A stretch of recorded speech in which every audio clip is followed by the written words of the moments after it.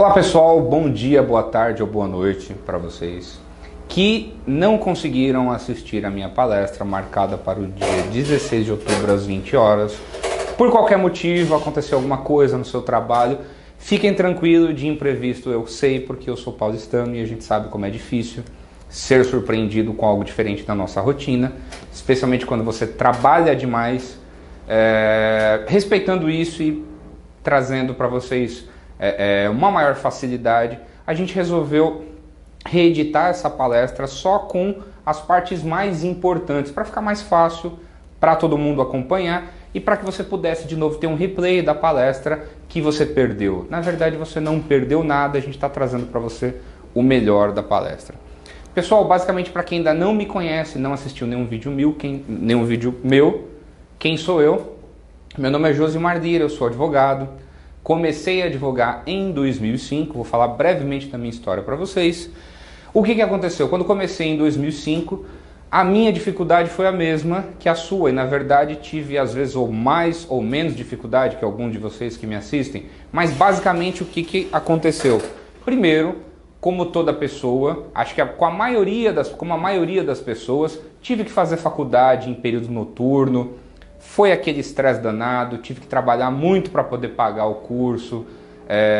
Tenho excelentes pais, uma família maravilhosa, mas não tinha possibilidade de me dar aquela condição financeira. Então, como muitos brasileiros, tive que correr atrás do prejuízo. Graças a Deus me informei e ao me formar na faculdade eu tive a mesma sensação que vocês que já se formaram. Eu sei porque tem muitos recém-formados me assistindo. E agora o que eu faço? Eu me fiz essa pergunta, mas não foi uma, foram várias vezes. E o que aconteceu? Eu na época não tinha sala comercial, não tinha nada para trabalhar, eu sabia que eu queria advogar para empresas. O que eu fiz? Eu procurei um amigo da família, o nome dele é Haroldo, se ele estiver assistindo isso, um beijo para você, Haroldo Lima, dono do escritório HB Realiza, que é importante falar, um escritório aqui em São Paulo, um escritório contábil, e já um escritório grande, bem estruturado, com uma boa equipe, só que ele não tinha um departamento jurídico. E eu fui lá conversar com ele para, de repente, prestar serviço para ele, oferecendo uma parceria, e talvez onde ele pudesse me indicar alguns clientes. E aí algo maravilhoso aconteceu na minha vida. Eu acredito muito em Deus e creio que algo foi, inclusive, divino, porque esse cara, o Haroldo, foi fantástico, não só me ajudou indicando clientes, como ele me deu uma sala para trabalhar com computador, com internet. E durante os primeiros 1, 2 ou 3 anos aquilo foi o meu ganha-pão e eu fui crescendo, eu fui ganhando os primeiros clientes ali. Enfim, foi algo maravilhoso, fantástico, mas infelizmente nem todo mundo pode ter um Haroldo na vida.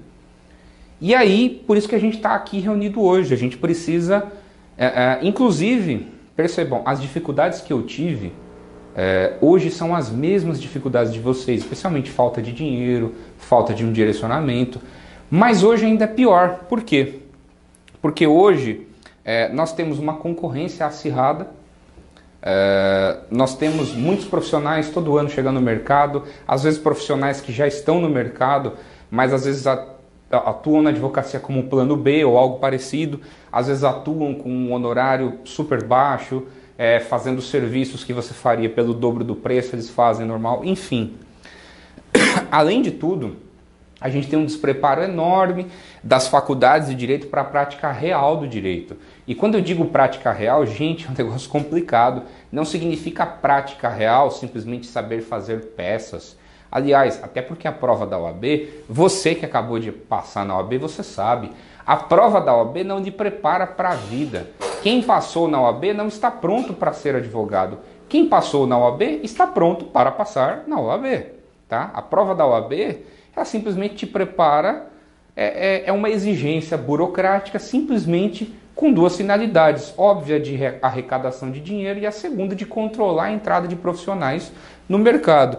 Até porque a gente sabe, se você não sabe, falarei agora, o Brasil tem mais faculdades de direito do que todo o planeta Terra. Então percebam que a concorrência vai ser muito grande. Muitas pessoas estão fazendo isso com você. E aí, a gente também não tem um incentivo ao empreendedorismo. Como prestadores de serviço, nós brasileiros somos muito ruins perceba que é falha de prestação de serviço em todos os setores e todas as profissões.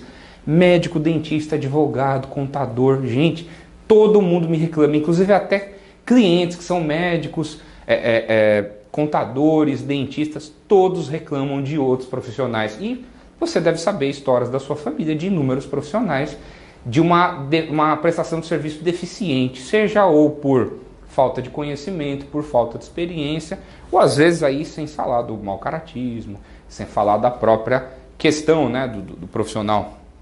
Então o que acontece?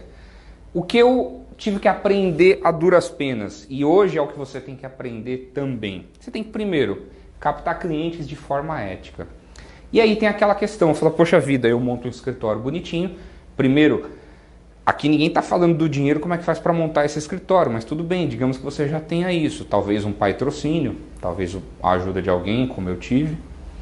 E aí você monta um escritório bonitinho, o que você vai fazer? Você vai ficar parado, sentado, esperando?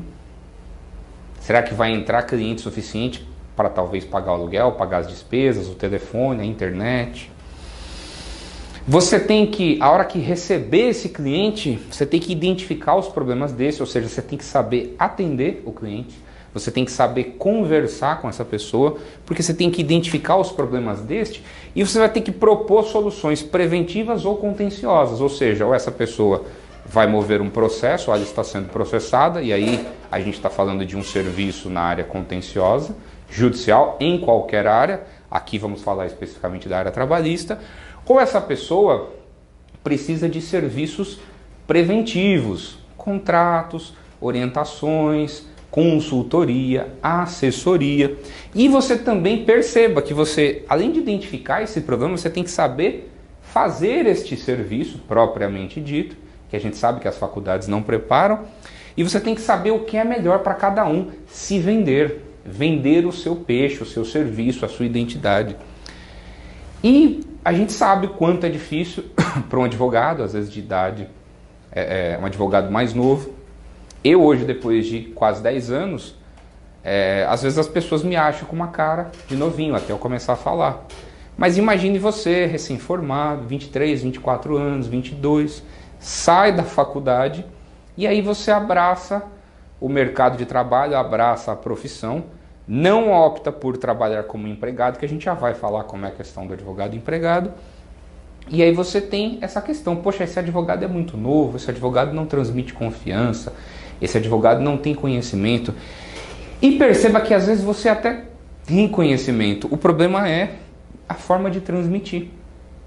Talvez você não transmita a confiança que deva, talvez você não saiba vender o seu serviço, ou de repente você até faça um serviço excelente, mas você não sabe demonstrar isso.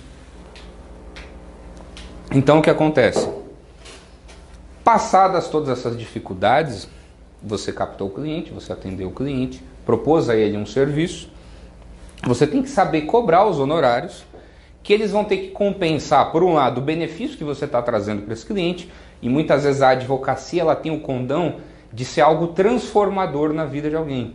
Você como advogado, e a gente está falando aqui de advocacia trabalhista, a gente está acostumado só, por exemplo, pensar de repente sobre o lado do direito penal, que você vai, por exemplo, livrar a pessoa, garantir para ela a liberdade, que é um bem caríssimo, ou seja, é algo importantíssimo. Sem liberdade, muitas vezes você não consegue nem sobreviver. Mas percebam que aqui a gente está falando do direito do trabalho, algo que é inerente, é crédito alimentar. Se você for advogar para o reclamante, é com aquele dinheiro que ele vive. Sem aquilo ele não consegue comer, ele não consegue sobreviver, pagar as contas, sustentar filhos. A empresa vive de lucro. Sem a empresa, sem o dinheiro da empresa, se essa empresa é condenada em algo injusto, abusivo, exagerado, essa empresa ela vai deixar de gerar empregos, impostos, tributos, ela vai fechar. Não só os donos da empresa serão punidos, mas de uma forma generalizada toda a sociedade, especialmente aqueles que dependem direta ou indiretamente dessa empresa. Então o que acontece? Na verdade, os honorários eles devem compensar tudo isso. O benefício que você trouxe para o cliente, essa transformação na vida dele e, obviamente, o tempo que você está gastando, porque você estudou 5 anos, talvez fez pós-graduação, investiu em outros cursos, está aqui inclusive assistindo essa palestra para obter mais formação, para prestar bons serviços. Então o que acontece? Como eu disse para vocês, nenhuma faculdade forma empreendedores, não forma empreendedores. Perceba que em países como, por exemplo, Estados Unidos, para vocês terem uma noção, até certos locais da China, como por exemplo em Hong Kong, eu estou falando de China, lugar com bilhões de pessoas. Eu hoje acho que a população da China deve estar chegando em 2 bilhões, ou se não estiver chegando, logo logo chega. E Hong Kong, para quem não sabe, lá eles vivem um conceito de um país, 2 regimes. Hong Kong é uma província totalmente capitalista, e lá é um capitalismo extremamente selvagem, porque é um governo autoritário. Um governo autoritário no comunismo é uma coisa, imagine um governo autoritário no capitalismo. Essa é Hong Kong. Então perceba que até Hong Kong, um país comunista, tem iniciativas de empreendedorismo cujo jovem aprende, inclusive lá as crianças começam a estudar aos 3 anos, que aqui nós não temos. Então perceba que a faculdade deixa esse gap, deixa essa grande mancada na sua vida. Ela só te dá aquele conhecimento engessado da nossa doutrina, que vem do direito romano, do direito português, essa coisa baseada em manuais e escritos, essa legislação cada vez mais confusa de portarias, normas, instruções normativas, que às vezes uma determinada instrução normativa acaba alterando o entendimento de uma lei. Então é uma coisa complicada, sem falar que nós temos uma Constituição que parece uma Bíblia de tão grande que é. Enfim, você passou 5 anos estudando tudo isso e não aprendeu a conseguir cliente. Não aprendeu a se virar. Não aprendeu a se sustentar com a profissão que você resolveu abraçar. Aí, o que acontece? O que nós percebemos? Além de tudo isso, dessa falta de conhecimento para o empreendedorismo, conhecimento prático da rotina profissional, gente, vamos ser bem sinceros, a sua aula de prática jurídica, estou falando de civil, de trabalhista, de tributário e talvez de penal, em algumas faculdades hoje tem tributário, tem até empresarial. Mas fala a verdade, isso preparou você para a prática do dia a dia? Você tem segurança de chegar numa audiência, saber pedir a palavra, saber defender o seu cliente na hora certa, sabe qual é todos os passos de uma audiência, sabe como é que funciona exatamente a hora que você entra, a hora que você sai. Talvez você tenha visto ou lido ou assistido vídeos sobre isso, ou tenha tido um bom professor que tomou esse cuidado. Mas o que acontece? Se de repente acontece uma coisa maluca, inesperada, totalmente louca na audiência, uma discussão, algo que você não espere, um juiz brigando, um juiz muito marrento, um juiz que está atrasado, perceba que a única coisa, a única preparação, o único antídoto para isso é o conhecimento e a experiência. Alguns falam para mim, mas poxa vida, o cidadão ele faz estágio. Gente, eu vou falar para vocês a verdade. Estágio é mão de obra barata. Eu conheço donos de grandes escritórios aqui em São Paulo e alguns do Brasil, que é óbvio que eu não vou citar o nome, mas enfim, a gente sabe que os programas de estágio desses escritórios, inclusive até pelo próprio RH deles e pelas psicólogas que coordenam esses programas, servem para procurar mão de obra barata, com qualificação, porém nenhuma capacidade empreendedora de sair daquilo. Na verdade, o que se busca é a massa de manobra perfeita, ou seja, aquele gado que pode ser colocado num cercadinho e fazer aquilo da maneira como a gerência, como a empresa e os diretores prevêem. E dali, como é que você vai subir na vida? Talvez depois de muitos anos, depois de se formar, conseguir a OAB, você vai ser promovido a advogado. E como é que vai ser o seu salário? Ele vai compensar? Muitas vezes o salário do advogado iniciante hoje é quase que metade, ou às vezes quase o valor de uma boa faculdade. Então, às vezes, você com esse salário do advogado, você tem que se sustentar, sustentar a sua família e buscar subir na vida, buscar crescer. Então, perceba que até a política salarial, ela percebe para deixar você refém do sistema. Agora, eu estou falando isso para você, não é para você desanimar. Tudo isso me deixou indignado. As respostas para isso, o que aconteceu? Eu encontrei uma ajuda no início, que foi do Haroldo, foi uma pessoa maravilhosa que me abriu as portas. Mas eu, com a minha personalidade empreendedora, eu acabei indo além. As respostas para os demais problemas da profissão, como conseguir clientes e tal, isso daí eu tive que buscar por mim mesmo. Nunca ninguém me passou o conhecimento, especialmente o que eu chamo de pulo do gato, e às vezes até brinco com meus alunos, falo é o salto do rato e a arranhada do coelho. Aquele segredo, aquela coisa, olha, você tem que fazer isso, você tem que tratar a pessoa assim, isso ninguém nunca me passou. O que acontece? Perceba que hoje, nos meus quase 10 anos de advocacia, eu tive um caminho e foram degraus complicados, quando parecia que eu estava subindo a escada e eu estava chegando na metade da escada, de repente eu tropeçava e voltava 3, 4 degraus e voltava. O que acontece? Perceba que a experiência, o exemplo, isso me faltou. Eu sei que eu conheço muitos alunos que têm advogados na família, vêm de famílias de advogados, profissionais excelentes, pessoas que têm muito conhecimento, que podem ter uma certa experiência. Mas às vezes a gente sabe que mesmo dentro da própria família é muito complicado a transmissão do conhecimento. Quer saber se eu estou certo ou estou errado? Pede para o seu pai te ensinar a dirigir e você vai descobrir o que eu estou falando. Grande parte dos pais dirigindo são péssimos professores, né? Ensinando a dirigir. Podem ter exceções? É óbvio que sim, como tudo na vida. Então o que acontece? Eu buscava, quando eu me formei, formas de adquirir conhecimento de forma mais rápida, onde eu pudesse saltar, né? Tivesse um passo evolucionário, algo que me propiciasse. E eu encontrei muita resistência de grandes profissionais. Algumas pessoas eu trabalhei, outras pessoas se tornaram grandes amigos, juízes, promotores, advogados, pessoas que às vezes até me ensinaram alguma coisa, mas não ensinaram tudo. E eu percebo que praticamente ninguém quer compartilhar conhecimento. Os erros e acertos vão determinar o sucesso e, na verdade, você só vai perceber a diferença entre você ter vencido ou não é você não ter desistido. Mas perceba, tudo que eu estou falando para você de dificuldade não é para você desanimar. Porque para mim muitas vezes foi até pior. E eu não vi uma palestra como essa falando de empreendedorismo ou falando quais eram os passos que eu precisava fazer para me tornar um advogado de sucesso.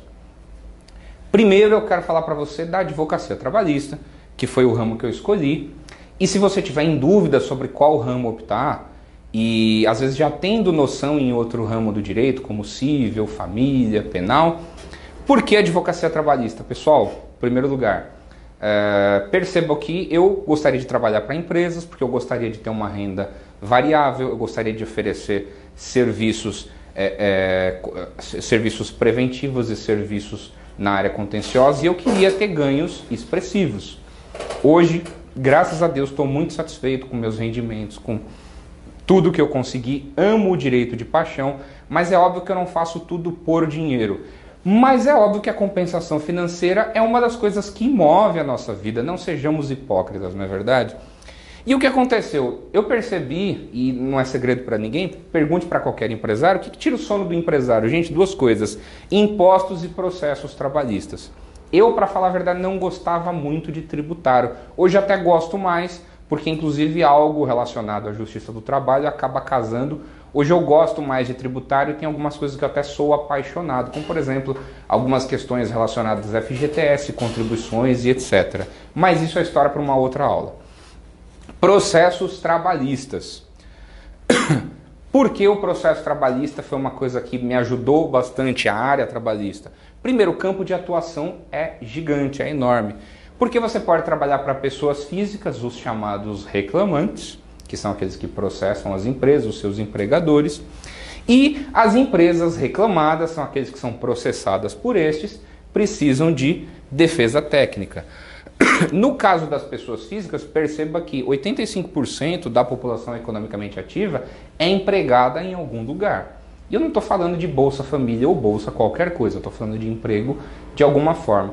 Ou essa pessoa é registrada, ou ela faz estágio, ou essa pessoa tem algum tipo de vínculo diferenciado, tipo representante comercial, CLT Flex, ou algum tipo de fraude maluca trabalhista. Mas enfim, essa pessoa trabalha para alguém.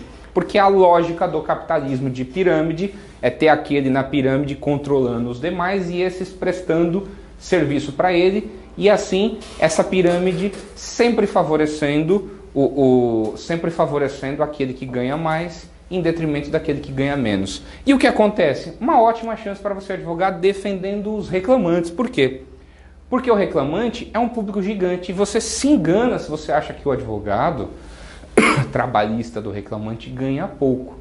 Eu daqui a pouco vou falar para vocês de casos, inclusive, onde eu me assustei com os honorários da parte, porque é sabido, né, que o honorário do advogado trabalhista é em média de 30% do valor que o reclamante recebe. Quando esses valores são muito expressivos, é algo interessante, digamos assim, que você troca de carro, faz uma viagem e sobra mais alguma coisa, paga as contas e fica tranquilo. Imaginem vários processos em sucessão. E perceba que o reclamante, até por ser uma pessoa mais simples, é de mais fácil acesso para quem está começando. Mais uma dica que eu te dou.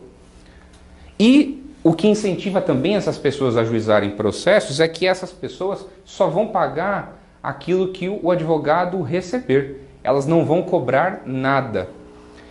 No caso das pessoas jurídicas, as empresas primeiro, os reclamantes processando, elas têm que oferecer uma defesa técnica, tá?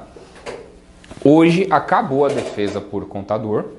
Hoje nenhuma empresa praticamente, apesar de vigorar na Justiça do Trabalho o princípio do jus postulandi, ninguém vai ali em sã consciência oferecer uma defesa sozinho. Contrata um advogado. Além disso, é uma coisa curiosa, geralmente a gente está acostumado com o Brasil das diferenças, geralmente um empresário que é a parte mais poderosa, economicamente mais forte, na Justiça do Trabalho, ele entra desfavorecido. Por quê? Porque o direito material lhe desfavorece.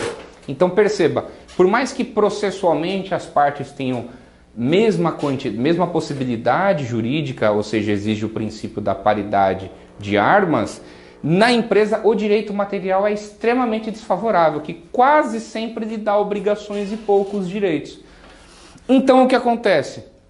Sabendo disso, o que é legal é que para quem quiser prestar serviço para as empresas, primeiro elas vão precisar de bons advogados especializados com conteúdo relevante para defendê-los nos processos que já existem, e também elas precisam de atendimento e de soluções e de serviços preventivos para prevenir conflitos futuros. E incluída da questão preventiva não só orientações, mas até treinamentos, palestras como essa dentro da empresa. Hoje algumas corporações me pagam só para fazer serviço preventivo, porque elas preferem investir em prevenção, porque às vezes tiveram experiências extremamente negativas com processos e condenações. Então o que acontece? Basicamente, durante os meus quase 10 anos de experiência, eu posso dividir o sucesso do advogado trabalhista em basicamente 5 passos, 5 etapas, 5 coisas, ou 5 sistemas, ou 5 tipos acho que 5 especializações ou 5 habilidades que você deve ter para se dar bem nessa profissão. Primeiro, gente, você deve saber advogar para o reclamante, pessoa física. Já já a gente vai falar sobre cada passo. Segundo, você deve saber advogar para a reclamada, para a pessoa jurídica. Terceiro passo, você deve saber fazer audiências trabalhistas. Porque ao contrário, por exemplo, do direito tributário, o processo do trabalho tem audiência e a audiência é a parte mais importante. Já já vamos falar sobre isso. Você deve saber fazer as petições e recursos certos. Apesar da audiência trabalhista ser importantíssimo e lá prevalece a oralidade, que depois é traduzida em ata, você obviamente tem que saber colocar o direito de modo escrito corretamente, seja pedindo o direito do reclamante, seja defendendo a reclamada, ou até requerendo num recurso, num tribunal ordinário, num tribunal superior, a revisão daquela sentença ou daquele acordo que foi totalmente desfavorável ao seu cliente. E você precisa saber as principais teses do direito, obviamente, porque você precisa saber pedir o direito do reclamante. E se você, para todo direito existe a tese contrária. Então você precisa saber e estar antenado sobre isso. O que acontece? Se você verificar, eu quero que você faça uma pequena reflexão e verifique se a tua faculdade te ensinou alguma dessas coisas ou essas 5 coisas. Eu tenho quase certeza que você vai dizer não, porque para mim foi não, não, não, não, não, não, não. É complicado, eu sei como é que é. Cada passo eu vou falar brevemente sobre ele e algo que talvez possa lhe ajudar. Vou dar umas dicas legais. Gente, o cliente reclamante, características desse cliente. Hoje, só para dar uma dica para vocês, tá? Hoje, eu, graças a Deus, estou num passo em que eu atendo empresas, 95%, e os outros 5% eu dedico a processos dos que eu chamo de reclamantes qualificados. Quem são reclamantes qualificados? São aquelas pessoas de altos cargos, salários, engenheiros, vendedores, representantes comerciais, processos grandes, de alto valor monetário e com certeza são processos muito expressivos do ponto de vista de honorários. Então, primeiro mito que você deve saber é que quem advoga para reclamante não é pobre, quem advoga para reclamante não é pobre coitado. Muito pelo contrário. Quem advoga para reclamante, quem se especializa nisso, pode ter excelentes ganhos, pode viver disso e ter cliente para sempre. Por quê? Porque todo mundo é empregado de alguém, praticamente, né? Então o que acontece? As características do reclamante. Primeiro, geralmente, na grande maioria são pessoas simples, salvo o que eu falei para vocês do reclamante qualificado. São pessoas que muitas vezes foram humilhadas, são pessoas que às vezes já têm até o conhecimento do direito que lhe foi violado, são pessoas que chegam no seu escritório falando: eu tenho direito à insalubridade, eu tenho direito à hora extra, meu patrão me enganou, meu patrão fez isso. E são pessoas que hoje é a coisa mais comum, né? A gente até ouve em novela, em rádio, na internet, aquela expressão de falar pôr no pau. Ah, porque eu vou pôr a empresa no pau. Então assim, é algo normal, algo corriqueiro. Como é que é o atendimento dessas pessoas? O atendimento dessas pessoas basicamente é feito da mesma forma que para uma empresa, porque, como eu disse para vocês, não é porque você advoga para reclamante, que são pessoas em tese mais humildes, que você deve se parecer humilde. Você deve colocar uma roupa, como se você fosse visitar uma pessoa importante. Se você tem costume de ir à igreja de terno e gravata, é óbvio que você deve usar terno e gravata. Aliás, gente, muito cuidado com isso, porque infelizmente o ser humano compra o livro pela capa. Então o que acontece? Você deve utilizar homem, terno e gravata, e mulheres devem utilizar roupa social, ou pelo menos uma roupa que demonstre seriedade, né? Aquelas mulheres mulher que tem atributos físicos exagerados, coxa, bumbum, seio, deve procurar esconder isso, porque o que deve aparecer é o seu trabalho, a sua competência, não o seu corpo. Especialmente porque no caso da mulher, quando é muito bonita, a própria mulher é competitiva. Se for uma mulher, ela fica numa situação incômoda. Se for um homem, talvez vá levar para o outro lado. Não estou dizendo que ele vá paquerar você, mas eu estou dizendo que talvez isso vá atrapalhar a concentração do cliente. Então você vai querer evitar isso, né? Você quer o dinheiro dessa pessoa, você quer a satisfação dessa pessoa, que ela receba o direito devido e que você receba o seu quinhão dos honorários, o seu percentual, que eu já de cara digo para você que tem que ser 30% sempre. O reclamante ele pode até querer negociar, mas gente, é preferível você receber 100 mil em 100 parcelas de 1.000 do que fazer por 90, ou por 80, ou por 70. Então assim, nem que você tenha que parcelar. Aliás, uma dica que eu dou muito importante, para quem faz contrato com reclamante, sempre colocar cláusulas dizendo que nas primeiras etapas do processo, como por exemplo, uma audiência de conciliação, você até pode reduzir os honorários, não para 20%, para 25%, mas passando disso, da sentença para recurso, aí é só 30%. Por quê? Porque aí você já teve muito trabalho, já passou alguns meses, já passou alguns anos e a história complica. Então o que acontece? Captação desse cliente, complicado. Hoje nas grandes cidades, inclusive São Paulo, a gente vê um mal muito grande. Não é nas pequenas cidades, eu dou palestra em muitos locais. E, aliás, essa questão da palestra é uma coisa interessantíssima, porque foi nessa questão da captação que eu me sobressaí e foi aí que eu consegui também grande sucesso. Um pedacinho da minha história que eu não contei para vocês, que na verdade não é um pedacinho, é um pedação, foi que no ano de 2007 eu fui convidado, eu sempre gostei de falar em público, sempre fui muito falante. No ano de 2007 eu fui convidado pelo Sebrae, que tinha um projeto aqui em São Paulo e em várias cidades do país, chamado Projeto Empreender. O que o Sebrae fazia? Ele pegava pequenos e médios empresários, às vezes microempresários, de determinado segmento, montava grupos temáticos de trabalho e chamava diversos profissionais para auxiliar em grandes questões. Eu fui chamado em 2007 para fazer determinadas palestras sobre alguns temas e a coisa foi tendo um sucesso tão grande que isso foi me trazendo inúmeros clientes.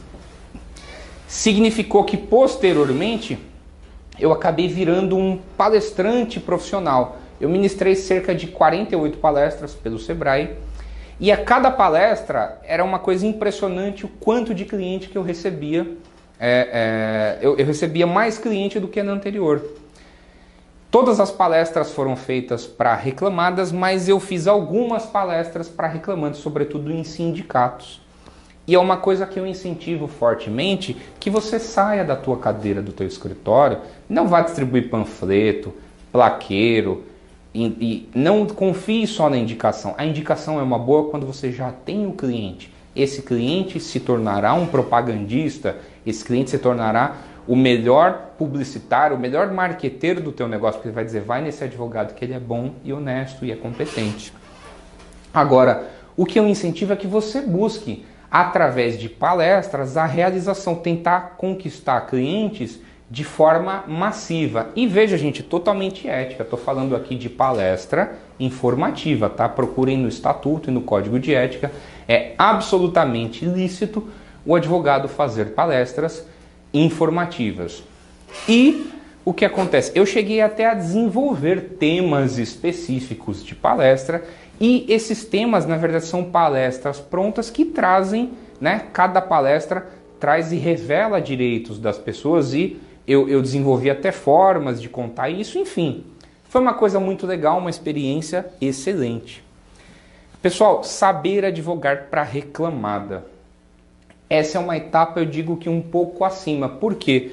Porque o cliente pessoa jurídica, ele exige prazo rápido, valor pequeno, prazo para pagamento, ele exige rapidez extrema, ele quer ser atendido na hora, ele não quer saber se o prazo do recurso em 8 dias, ele quer que você protocole no segundo dia. É impressionante as exigências que esse cliente traz. Mas o que esse cliente te traz? Segurança e estabilidade. Por quê? Porque esse cliente, às vezes, ele tem um ou muitos processos, o que, na verdade, você vai cobrar por um determinado volume, ou esse cliente demanda serviços preventivos, o que também dá a possibilidade de você cobrar um valor fixo mensal para atender em determinadas coisas, e se ele tiver processos, você cobrar outro X. E isso é uma coisa impressionante. Imagina 1, 2, 3, 10, 20, 100, 200, 300 clientes. É algo que vai, daqui a pouco o teu escritório tem vários advogados trabalhando com você. Você se tornou um advogado empreendedor, um advogado empresário. A OAB não gosta muito de vincular a questão do advogado com o empresário, mas infelizmente é o que a nossa profissão é. Se você falar que um escritório que tem 1.300 profissionais não é uma empresa, pelo amor de Deus, é demagogia. Então o que acontece? No caso da empresa, essas são as características principais. O atendimento da pessoa jurídica, ele tem outros detalhes, como por exemplo, a empresa já exige, por exemplo, que você tenha um software de CRM especializado, que você tenha um bom site institucional, que você tenha às vezes ferramentas online que possibilitem ele de controlar o processo. A empresa, por exemplo, exige que você tenha disponibilidade de atendimento rápido. Aliás, eu tenho grandes corporações como cliente que reclamam demais do atendimento de grandes escritórios que têm inúmeros juristas, pessoas importantes, mas na hora não trazem um bom atendimento. Então eu, graças a Deus, consegui, mantendo um equilíbrio entre quantidade e bom atendimento, porque grandes clientes só falam comigo. Embora às vezes eu atenda quase 50, 60 ligações por dia, às vezes fica quente, mas é uma coisa que eu consegui conciliar. Então o atendimento desse cliente tem essa característica. Se você conseguir manter isso no futuro, vai ser um sucesso enorme. Na questão da captação, foi aqui que essas palestras que eu estava contando para vocês que foram o meu diferencial. Através dessas palestras, onde eu também desenvolvi palestras específicas para a pessoa jurídica. Hoje, por exemplo, uma palestra que eu dou que é campeã, é aquela Direitos da Empresa nas Relações de Trabalho. Se você quiser, você pode até dar um Google, procure aí, Direitos da Empresa nas Relações de Trabalho. Você não verá nenhum tema de palestra igual. Aliás, para falar a verdade, eu acho que você vai ver o meu, que deve aparecer em primeiro ou em último lugar, que é uma palestra que eu já dou há muitos anos e me traz muito cliente. Por quê? Porque o empresário está acostumado a vida inteira a dizer que ele tem deveres, mas quando ele sabe que ele tem direitos, nossa senhora, essa pessoa te adora. Então, mesmo que seja pequeno, micro, médio empresário, provavelmente essa pessoa não foi informada disso adequadamente, porque perceba, se tem falta de informação para nós que somos advogados em nossa profissão, ainda muito mais para o empresário.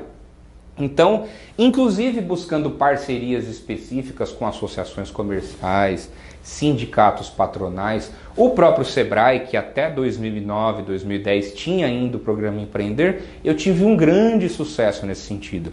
Então foi uma coisa muito legal. Então assim, saber advogar para a pessoa jurídica é algo impressionante, ou seja, além do cuidado com a aparência, com o profissional, tem que ter essas características e essa infraestrutura especial que eu disse para vocês. Saber fazer audiências trabalhistas. Aqui que é a questão do pulo do gato, porque se você procurar, gente, isso eu procurei demais. Procure livros específicos sobre audiência trabalhista. Na verdade, livros, e você inclusive pode agora, se quiser, entrar no YouTube, procure assim, roteiro de audiência trabalhista. Você vai encontrar vários que vão te trazer um roteiro de audiência do que acontece, mas não vão te preparar para os problemas que podem acontecer na audiência, que era o que aconteceu comigo. Enfim, era uma coisa complicada, porque na audiência trabalhista, ela é a situação mais importante do processo. Inclusive hoje, falo com alguns amigos meus, alguns juízes, que dizem que leem quase tudo no processo, mas algo que ele nunca deixa de ler é a ata de audiência. Porque na Justiça do Trabalho, como um dos princípios basilares do direito do processo do trabalho é a celeridade processual. Você que advoga na instância civil sobremaneira, você vai perceber que lá você tem a citação, você tem o momento da contestação, reconvenção e exceção, depois você tem o despacho saneador, depois você vem com o despacho do juiz. Isso eu estou falando de procedimento ordinário, tá, gente? Se for sumário, aí já é outra coisa. Mas você tem, por exemplo, outro despacho do juiz que diz manifestem as partes sobre quais provas desejam produzir, e aí você vai ter pedido de perícia, pedido de prova, aí de repente uma parte pediu oitiva de testemunhas, aí um juiz diga e fala, designa audiência de oitiva de instrução para o dia tal, devendo as partes arrolarem as testemunhas. Você vai arrolar a testemunha, testemunhas comparecerão, aquelas que foram arroladas ou aquelas que foram intimadas, você vai ter a produção de prova. Se dali do processo, durante a instrução processual, você tiver alguma coisa errada que tenha acontecido, você vai poder fazer o que a gente chama de agravo retido, que é aquele recurso que fica a princípio, né, retido nos autos para ser apreciado em preliminar no caso da apelação. No processo do trabalho não tem isso, mas tem o que? O protesto, que é algo importantíssimo. E o que é pior ainda, na Justiça do Trabalho, tudo isso que eu falei para você que acontece em meses ou às vezes mais de um ano possível, ou anos se tiverem perícias e muitos quesitos e assistentes técnicos, etc. Tudo isso acontece em 15, 20 minutos em uma audiência na sua frente. Então o conhecimento da Justiça do Trabalho é algo excepcional. Eu vou dar, por exemplo, assim, um roteiro básico da audiência, ou seja, Muitos livros, inclusive, não falam onde você tem que se sentar. Pensa que você está sentado aqui de frente para o juiz. Se você está defendendo a reclamada, você deve ir para o teu lado esquerdo. Se você está defendendo o reclamante, você vai para o seu lado direito. Isso quase nenhum livro fala, quase nenhum professor fala em sala de aula. Por exemplo, que sobre as questões relacionadas ao aditamento da inicial. No cível, por exemplo, você pode aditar a inicial até a citação da parte contrária. Na Justiça do Trabalho, mesmo a parte sendo citada, ali na frente do juiz, quem está do lado do reclamante pode aditar a inicial. Isso é uma característica, algo diferente, algo novo que muitas vezes surpreende muitos profissionais. E esse aditamento, inclusive, ao contrário lá do 264 do CPC, que ele fala que depois de citado o réu só pode mudar com a concordância da parte, você pode naquele momento mudar, inclusive sem a concordância da outra parte. A audiência será redesignada, a defesa não deverá ser entregue, inclusive para quem está advogando pela reclamada. O juiz sempre pergunta, tem algum prejuízo para entregar a defesa agora? Você vai dizer sempre que tem, vai redesignar a audiência, você vai tomar sempre o cuidado, tanto de quem está do lado do reclamante e do lado da reclamada, você vai ter o cuidado de sempre pedir para intimar as testemunhas que já vieram com você, porque se acontecer alguma coisa no futuro, você vai poder pedir novo adiamento da audiência, e essa audiência será redesignada até que as testemunhas apareçam e demonstrem o porquê faltaram. Você tem que tomar cuidado, inclusive, com relação, voltando a falar da questão do protesto, sobre o sistema de perguntas e reperguntas. Na Justiça do Trabalho, as partes, como por exemplo no criminal, elas não perguntam diretamente à parte ou a testemunha, as perguntas são feitas ao juiz. O juiz pode, inclusive, retirar as perguntas que ele entende que são protelatórias ou que não tem nada a ver com o processo. Então significa que você, advogado, deve ficar muito ligado na questão do ônus da prova. Porque, a princípio, as partes devem cada uma comprovar aquilo que está alegando, ou seja, o autor provar o fato constitutivo e o réu o fato modificativo, impeditivo ou extintivo do direito do autor. Só que existem as exceções, como por exemplo, a súmula que, nossa, eu sempre confundo se é a 338 ou 388. Eu acho que é 338. É que uma é a terceirização e outra é cartão. Eu acho que deve ser 338. Mas se for 3888, não brigue comigo, porque é muita súmula na nossa cabeça. Por exemplo, essa súmula do cartão de ponto diz que se a empresa conta com mais de 10 empregados e ela não apresenta o cartão de ponto, ela automaticamente presumem-se verdadeiros os fatos alegados pelo autor. Então percebam que aí existe na verdade uma inversão do ônus da prova. Então é algo complicado, às vezes os profissionais não estão acostumados. E a questão da dinâmica da audiência é o seguinte, a gente sabe que se você que estudou um pouco na faculdade sobre o fenômeno da preclusão, que para quem não se lembra, a preclusão é o momento do ato processual, o momento que deixa de existir o direito a exercer determinado ato processual, ela pode ser consumativa e temporal. Consumativa quando aquilo ocorreu e temporal quando você perdeu o ponto. Só que na Justiça do Trabalho é muito comum ocorrer aqui a preclusão consumativa. O profissional, ele vê o negócio passar, ele não faz o protesto na hora certa ou ele não requer determinada coisa na hora certa, aquilo já passou. Então, gente, é preciso saber fazer audiências trabalhistas. Isso é muito complicado, porque isso não ensina em nenhum lugar e os livros que você encontra não são nada práticos. Existem alguns vídeos interessantes, você pode até entrar no YouTube, sim, existem. Mas, mais uma vez, eu falo para você essa questão do pulo do gato, essa questão daquilo que realmente importa. E se acontecer isso, e por exemplo, na hora da repergunta, o que eu devo reperguntar para uma testemunha? Tem advogado, por exemplo, que vê a testemunha da parte contrária e ele fica com medo da testemunha falar alguma bobagem, ele fala sem mais. E aí ele perde a oportunidade de desconstituir o depoimento daquela testemunha, de desqualificar essa testemunha. Enfim, é uma situação impressionante. Isso é um passo importantíssimo para quem quer ter sucesso na Justiça do Trabalho. Eu levei quanto tempo para aprender? Gente, eu digo para você que nos quase 10 anos que eu tenho, e olha aqui, eu fiz muitas audiências, eu faço muitas audiências, eu assisti a muitas audiências, e a cada dia que passa eu estou aprendendo mais e mais. Tem muita coisa que é difícil me pegar hoje em dia? Sim, mas eu digo para você que eu sei hoje 95% a 98% do que é necessário. Pode ser que me apareça algo surpreendente. Imagine então quando eu comecei, eu não sabia nada. E ninguém queria compartilhar isso, simplesmente eu tinha que ir assistir, era um aprendizado por osmose. Muitas vezes eu errei demais na audiência e eu acho que você não precisa passar por isso. Teriam que inventar alguma forma de ter algum dispositivo que você ligasse na cabeça da pessoa e transmitisse o conhecimento de forma instantânea. Mas infelizmente nesse caso da audiência, só o conhecimento não basta, inclusive porque tem a questão da experiência. Como saber pedir a palavra, um juiz nervoso, como lidar com um juiz nervoso? Um juiz, eu vou dizer, perdão para os magistrados que estão me assistindo, um juiz folgado.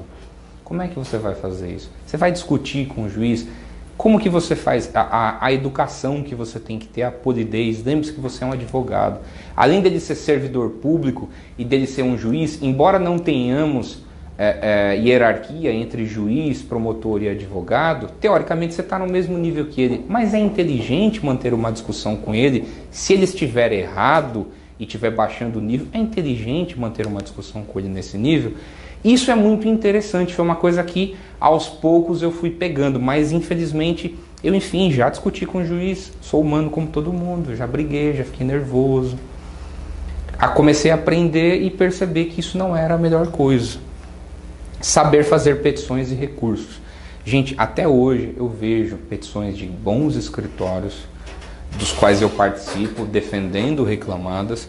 E eu digo para você bons escritórios, porque aqui em São Paulo nós temos 3 ou 4 ótimos e grandes escritórios que são especializados em defender reclamantes, grandes escritórios mesmos, eu digo com mais de 100, 200 profissionais. E o que acontece? O que eu percebo é que não falta só o conhecimento técnico de fazer a peça, talvez até um problema relacionado com a escrita, a redação de um modo geral, mas é a questão envolvendo os erros mais comuns, como por exemplo, gente, eu estou cansado de ver advogado que pede horas extras e não diz exatamente de forma explícita quando essas horas extras eram feitas, inclusive se você tiver no rito sumário, no rito sumaríssimo, você tem que dizer exatamente, inclusive o cálculo tem que ser liquidado. Perceba que se você, inclusive, na petição inicial, por exemplo, no caso das horas extras, se você não falar nem quando ela foi feita e nem o número total de horas, a sua petição é inepta. Vai ser designada a audiência, você vai lá com o reclamante e você vai se frustrar porque você vai descobrir que você vai ter que aditar a inicial e você vai perder mais alguns meses até que tenha nova audiência. O reclamante vai olhar para você, não vai saber muito o que aconteceu, mas infelizmente a falha foi sua. Por exemplo, o que eu vejo, por exemplo, iniciais, pedidos de dano moral direto. As pessoas acham que tudo o que acontece na vida cabe dano moral. Percebam que o dano moral, gente, é toda e qualquer lesão a um direito da personalidade. Quais são os direitos da personalidade? Vamos lembrar rapidinho os mais importantes.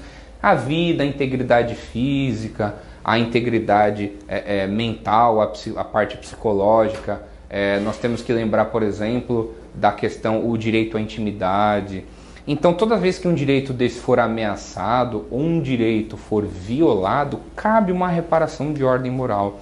Só que o que acontece? Eu vejo muitos profissionais pedindo direito assim, por exemplo, falta de registro em carteira, indenização, dano moral, R$100.000. Vai conseguir? É óbvio que não, pessoal. Você tem que explicar qual foi o direito violado, você tem que descrever, demonstrar para o juiz que isso foi uma afronta ao direito, à plenitude do gozo, do benefício previdenciário previsto no artigo 7º da Constituição. Você tem que demonstrar isso absurdamente. Na questão dos recursos, o que acontece? Erro mais comum que eu percebo. Vou dar um exemplo, recurso ordinário. A parte deseja a revisão de determinada parte da sentença ou do todo da sentença, mas às vezes isso não constou em ata. Foi uma violação que não constou expressamente. Perceba o princípio da transcendência do recurso Na verdade, é você quem dá para o tribunal aquilo que você quer reformar, no todo ou em parte. Mas não se esqueçam que existe o princípio da reformatio in pes, ou seja, a reforma da sentença nunca pode piorar. Significa que o limite do teu recurso, da revisão da tua sentença, é aquilo que está no terceiro passo, que eu acho que é essencial para o advogado, que é a audiência. Se você fizer uma boa audiência e o juiz der uma sentença errada, você vai com certeza ter grandes chances de reverter isso no tribunal. Mas se você não fez uma boa audiência, se isso não constou adequadamente na ata, a chance de você reverter no tribunal é mínima. E quando a gente fala de recurso para Tribunal Superior, a coisa piora ainda. Por quê? Vou dar um exemplo no caso do Tribunal Superior do Trabalho. O recurso de revista, ele só serve para basicamente duas coisas, tá, gente? Percebam que não existe terceira instância, existe instância superior. As instâncias superiores, elas são criadas com a ideia de controle de constitucionalidade, ou daquelas que dão a última palavra, com certeza, com relação à legislação, tá? Ainda que infraconstitucional. No caso do direito do trabalho, existe um plus ainda. Por quê? Porque até como eu falei para vocês, eu confundo muito a súmula 388 com a 338, é normal. Porque nós temos muitas súmulas mesmo. Mas por que nós temos muitas súmulas? Porque uma função dos tribunais superiores é de pacificar os conflitos. Ou seja, já mostrando, olha, os tribunais superiores entendem isso já de forma sumulada, já reunidos em vários recursos, percebem que essa decisão tem este condão. Por quê? Significa que o juiz de primeiro grau ou do tribunal regional é obrigado a seguir aquela decisão? É óbvio que não, porque o juiz tem o princípio do livre convencimento. Porém, a gente sabe que isso dá segurança jurídica às partes. Então perceba que o recurso de revista, que é um erro muito comum, a gente percebe que muitos advogados pedem revisão de fato. E o Tribunal Superior do Trabalho está impedido, ele já fato sumulado, que ele não pode resolver sobre fatos. E às vezes outra coisa, por exemplo, a parte de repente vai ingressar com o recurso de revista e a parte não faz o que a gente chama de pré-questionamento, ela não provoca aquele tribunal ou aquele magistrado que deu aquele acórdão, que deu aquela decisão, que dê de repente o fundamento para que esse recurso seja apreciado pelo Tribunal Superior. Por fim, para se tornar um advogado trabalhista de sucesso, você precisa saber as principais teses de direito, que são inúmeras. E quando eu digo principais teses, vou dar um exemplo, por exemplo, da questão da terceirização lícita e ilícita. Digamos que você está advogando para um reclamante que deseja...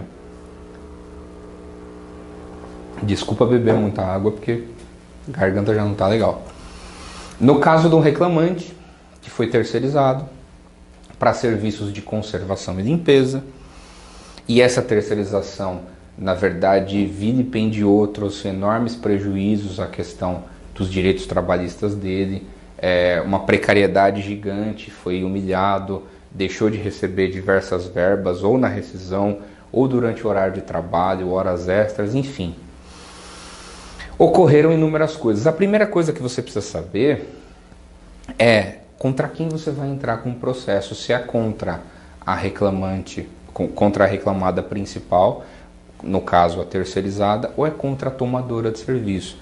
E aí você pensa, poxa, não, eu posso entrar contra as duas, porque na verdade a tomadora de serviço, ela agiu, de repente, erro em vigilando, ela deveria ter fiscalizado. Mas eu vejo inúmeras pessoas que de repente tentam, numa situação dessa, pedir talvez o reconhecimento direto do vínculo. Só que percebam, no caso da limpeza e conservação já é assunto sumulado, que limpeza e conservação é considerado terceirização lícita. Porém, isso também não é absoluto. Por quê? Porque se for comprovado que a tomadora de mão de obra agia com subordinação direta ao empregado, aí cabe você pedir o vínculo de emprego, inclusive diretamente com esta. Então o que acontece, pessoal? Na verdade, isso é uma tese simples, cuja defesa, pelo lado das empresas, é basicamente do lado do direito, demonstrar a licitude da terceirização e demonstrar do ponto de vista do fato de que não havia essa subordinação. Então perceba que é uma tese para defender determinada coisa e outra tese para defender aquele pedido. Além disso, existem as principais teses com relação a recursos, que também vão depender das súmulas e das orientações jurisprudenciais ou ainda da lei. Ou às vezes, porque percebam, o juiz às vezes, no caso de decisão de primeiro grau, às vezes o juiz decide com base no fato ou com base numa interpretação do direito que lhe é particular. Aí cabendo uma tese puramente de direito ou simplesmente somente uma tese de fato, onde você vai demonstrar que a interpretação daquele fato foi errônea ou que o magistrado se esqueceu ou deixou de se atentar a determinada coisa. Então o que acontece? Percebam que, na verdade, isso aqui é um dos passos essenciais, ou seja, aqui você tem que estar preparado para praticamente tudo. Agora eu quero que você faça mais uma reflexãozinha. Considerando tudo que eu falei aqui para vocês, que foi o resultado de muitos anos de estudo e muitos anos de experiência, e não só experiência minha, mas também experiência das pessoas que me ensinaram, do pouco que conseguiram transmitir ou de que se dispuseram a transmitir de conhecimento para mim, faça uma reflexão e veja se a tua faculdade, o teu estágio, ou se você se sente preparado para, dentro desses 5 passos, você fala, poxa, dentro desses 5 passos eu estou absolutamente tranquilo, eu tenho absolutamente tudo. Se você está assim, meus parabéns, porque hoje eu tenho quase 10 anos e eu ainda digo para você, eu estou aprendendo dia a dia. Com toda a humildade eu digo para você, estou aprendendo cada vez mais, aprendendo cada vez mais. Então, o que acontece? Agora eu tenho que pedir a sua licença para... por quê? Vou voltar de novo na minha história. Nos últimos 3 anos, já como professor universitário de pós-graduação, novamente veio o conflito e a indignação pela falta de estudo prático. E às vezes a gente pensa, nossa senhora, mas em 5 anos não dá para aprender ensino prático? Gente, o problema é a questão da metodologia, da forma como é estudado, da forma como é feito. Eu vou dar um exemplo para vocês. Vocês assistiram, por exemplo, inúmeras aulas de matemática na escola e talvez até tiveram bons professores. Só que alguns de vocês que fizeram cursinho pré-vestibular provavelmente vão dizer que o teu professor de cursinho ensinava melhor certas fórmulas matemáticas do que a tua professora de escola. E aí você pensa, poxa vida, o que aconteceu? Um cara é bom, outro cara é ruim? Não. É uma questão de metodologia. Por isso que existem formas e formas de se ensinar a mesma coisa. E o que acontece? Para isso, o que aconteceu? Me reunindo com diversas pessoas, todas da área acadêmica, pensávamos na possibilidade, tá, de criar uma lacuna para isso, algo que eu não tive quando eu me formei, algo que não existe no mercado, tá? Uma forma de pegar, por exemplo, esses meus 10 anos de experiência e transmitir não só o conhecimento do livro de uma forma rápida, mas também a experiência, o pulo do gato, algo que me faltasse, algo que eu não tive quando eu me formei. Por isso que eu peço a sua licença para falar basicamente do que é esse curso. Tá? É algo muito legal, é um curso totalmente online. Hoje é um curso em vídeo, onde você pode assistir na sua casa, é uma coisa bem tranquila, como esse vídeo que você está assistindo aqui, com aproximadamente 20 e poucas horas de vídeo, tá? Na verdade esse curso está sendo constantemente atualizado, eu acho que logo chega em 25 horas, mas hoje está com 20 e poucas horas de vídeo. E aí você pensa, poxa, num curso tradicional 20 horas não é nada, concordo, mas nessa metodologia de ensino com relação a ensino à distância, e não estou falando só de ensino tradicional à distância, que é feito com apostilas, os chamados EAD, eu já dei aula em EAD também, tá? E é outra metodologia, é uma coisa mais rápida, mais dinâmica. Perceba que é todo o conhecimento desses 5 passos que eu falei, que você teria em apenas 5 semanas, ou seja, é algo diferente, algo que pode fazer a diferença na sua vida. Perceba que você às vezes não tem o tempo necessário para estudar, você não tem o dinheiro, a disponibilidade, e você, detalhe, os 10 anos quase que eu tive que sofrer, eu posso lhe dar isso pronto, tá? Para que você possa, inclusive, no caso, perceba, aí que a gente está falando, não estou falando só do conhecimento prático, eu estou falando, voltando lá nos passos, gente, como conquistar o cliente, inclusive as palestras que eu fiz, apresentadas já prontas para você de uma forma dinâmica, simples, com tudo pronto para que você pudesse já conquistar os clientes de uma forma em massa, como é que você tem que fazer contato com as associações, como é que você vai propor parceria, como é que você tem que procurar parceria, como é o convite da palestra, tem lá modelos de tudo isso. Com relação às petições, a gente não oferece só os modelos de petições, mas a gente explica passo a passo o que é uma petição, qual forma tem que ter, o que não pode faltar na petição, o que o juiz aprecia na petição. E perceba, nesse curso aqui, tá, o que eu estou falando para vocês, que eu pedi essa licença para falar, ele não é para concurseiros ou profissionais que estão estudando para concursos públicos, porque eu percebo que eu estudo para uma maratona. O que é? Eu tenho que correr a vida inteira. É uma maratona. O concurso público, para mim, é uma prova de 100 metros, porque o cara tem que estudar uma grande carga de conhecimento para fazer uma única prova, que ali, daqui a 1 ano, daqui 2 anos, daqui 6 meses, ele passou, acabou, tranquilo, conseguiu o objetivo dele, que é aquele cargo público. Eu não, eu estou estudando para a vida, eu quero ser um bom profissional. Você quer ser um bom profissional, um profissional de sucesso.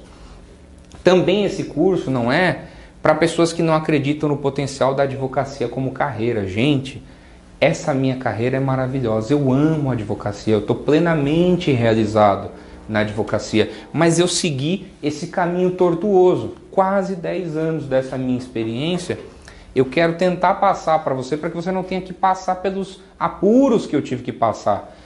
Inclusive, pessoas que estão na profissão de advogado como plano B até encontrar outra coisa, e esse curso não é para vocês, porque essas pessoas não acreditam na advocacia. O que é esse curso? O que você vai ter nesse curso? Você vai aprender como captar cliente de forma ética em massa, e isso eu disse com relação às palestras, elas serão apresentadas para você e você vai ter como ministrar essas palestras, vai ser ensinado para você como conseguir essas parcerias, como oferecer essas palestras, vai ser ensinado para você como atender cada tipo de cliente, como é que você tem que cobrar, como é que você tem que cobrar bons honorários, como é que é uma proposta de prestação de serviços lá. Você vai aprender a fazer uma proposta de prestação de serviços para a empresa.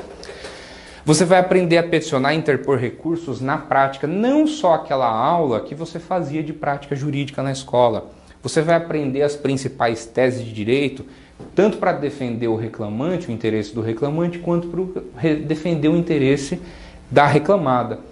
Então perceba que o conhecimento meu e da minha equipe, ele vai ser transmitido integralmente para você com os pulos do gato, ou seja, a gente não deseja sonegar conhecimento, porque senão eu escreveria um livro e estaria vendendo livro, tá? O que a gente vai fazer? A gente vai te ensinar a ganhar dinheiro com a profissão de advogado trabalhista, porque, como eu disse, o campo é enorme, tem muito cliente para atender. Por que você não está ganhando dinheiro? Eu vou te dizer por quê. Você vai aprender a ganhar dinheiro com a advocacia trabalhista. Como eu já falei, você pode dar um Google nisso, não vai existir nada parecido, porque se existisse, com certeza eu teria feito, tá, gente? Durante anos eu procurei, eu não encontrei curso parecido, algo que me ensinasse na prática a advogar e a ganhar dinheiro. Qual o investimento disso? Antes de falar de investimento, perceba que você vai ter não só o conhecimento adquirido nesse período, técnico e prático processual e direito material, mas você vai ter técnicas comprovadas e éticas para captar clientes e como atender esses clientes. Isso inclui, por exemplo, questões relativas à gestão do teu escritório, do teu pequeno escritório, e inclusive, como eu falei, a questão das palestras, que para mim foi algo que mudou a minha vida. Além disso, o que é muito legal, é algo que eu nunca tive, se você tiver clientes, que é o que a gente quer que você consiga, e você tiver casos complicados, você vai ter uma equipe para recorrer. E especialmente eu mesmo, você vai poder contar comigo pelo WhatsApp, pelo telefone, ou por aula ao vivo, ou por Skype. A gente vai conversar, eu vou te ajudar, você vai me passar suas petições, vai me passar as defesas, eu vou te ajudar, vou te propor soluções, vou ajudar, corrigir alguma de suas peças, alguns recursos, vou te orientar o que você deve fazer. Isso é algo impressionante, ou seja, na hora que acontece algo que você não sabe, para quem você vai ligar? Isso é uma coisa muito legal, um diferencial muito interessante. Pessoal, o investimento, antes de eu falar o valor, que não é um valor, fique tranquilo que não é nada excepcional, esse investimento você vai aprender, tá? Que esse investimento retorne para você dobrado ou triplicado já nos primeiros clientes. Então, na verdade, você vai aprender já como retornar esse investimento para você. Então, pessoal, sem mais delongas, o investimento é R$ 1.597 ou 12 vezes de R$ 150,92. Perceba que, na verdade, o que a gente está falando é algo que pode trazer um benefício muito grande para a tua carreira.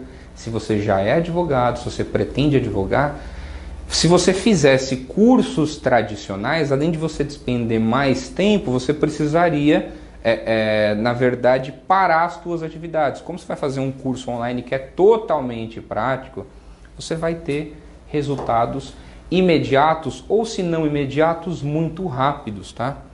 Pessoal, forma de pagamento, você pode pagar isso em todos os cartões de crédito. Como é que você compra? No link que vai aparecer aqui ou no link que for enviado para você no e-mail. Você compra online, recebe online o acesso à área do aluno. Além disso, quais são as garantias desse curso? Perceba que você não tem que comprar o curso, tá, gente? Você tem que se inscrever. Por quê? Porque se você não gostar, não tem problema nenhum. Você tem 30 dias para assistir o curso, o que você quiser. E se você quiser não gostar, você pode a qualquer momento cancelar e você vai ter o seu dinheiro devolvido sem qualquer questionamento e eu ainda vou ser seu amigo, pode ter certeza. Não vou ficar bravo com você. Então, na verdade, você não precisa comprar, você precisa se inscrever e conhecer. Se você não gostar, basta cancelar. Ainda, tá? Se você, mesmo assim, aplicar todos os métodos que eu ensinar e você não tiver resultado, você vai entrar em contato comigo com o problema que você tiver. Eu vou te assessorar pessoalmente. Então, não é só um curso pela internet. Eu vou te dar essa assessoria pessoal, tá? Bônus interessantes. Além de todo esse conhecimento que vai vir no curso, você vai receber todas as pessoas que se inscreverem, vocês vão receber acesso ao Cotejur, que para quem não sabe é um congresso de teses jurídicas. Esse ano, inclusive, falará somente do direito do trabalho, tem um enfoque muito grande em direito do trabalho e previdenciário. Mais conhecimento para vocês. Se você de repente somar as horas em vídeo nisso, você vai ter com certeza muito mais do que 30, 40 horas. Além disso, para facilitar, você vai ter um kit de petições trabalhistas com 723 modelos selecionados, tá? Para facilitar o seu trabalho. Tem gente que tem certo preconceito com o modelo de petição. Fique tranquilo. Procure pela internet ou numa livraria o último livro de um ator que é muito famoso, usado por vários escritórios, que é o Sérgio Pinto Martins. O livro dele de prática jurídica são de modelos de petição. Então, na verdade, você não está copiando ou não está roubando nada. Você simplesmente está facilitando o seu trabalho e automatizando. Para os 10 primeiros inscritos, também tem um bônus muito legal. Vocês vão ter acesso ao módulo de auditoria trabalhista da professora Milena Guarda. E vocês saberão como ganhar até R$10.000 por mês fazendo auditorias, ou seja, mais um serviço preventivo para pessoas jurídicas que pode inclusive abrir as portas para serviços consultivos e serviços na advocacia contenciosa. O link para inscrição, ele aparece aqui na descrição do vídeo, mas eu vou deixar aqui, é www.cotejur.com.br/sat. Pessoal, mais uma vez eu gostaria de agradecer a atenção de vocês. Qualquer dúvida você pode, se você tiver qualquer dúvida sobre o curso, sobre a inscrição, sobre forma de pagamento, você pode me contatar simplesmente respondendo o e-mail que você recebeu, o link desse vídeo. E qualquer dúvida estaremos à disposição, eu e minha equipe, para te ajudar. Pessoal, muito obrigado, uma boa noite, um bom dia, uma boa tarde, não sei que horas que você está me assistindo. Tudo de bom para você, fique com Deus. Um grande beijo no seu coração. Tchau, tchau.